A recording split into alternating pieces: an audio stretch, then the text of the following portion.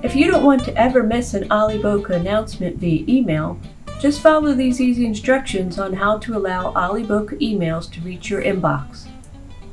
Once you've logged into your Gmail account, click on the gear icon on the top right and then select Settings. Click on the Filters and Blocked Addresses tab. Then click on the Create a New Filter link. In the From field, enter olliboca@fau.edu.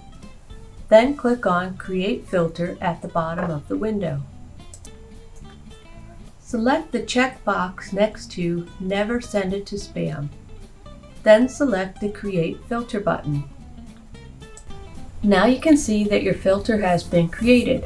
But before you sign out, we have one more OLLI Boca email address to add. Select the Create a New Filter link again. This time in the From field, enter mail@olliboca.fau.edu. Then click on Create Filter at the bottom of the window. Select the checkbox next to Never Send it to Spam. Then select the Create Filter button. Now you can see that your whitelist filters for OLLI Boca have been successfully created. Thanks for watching!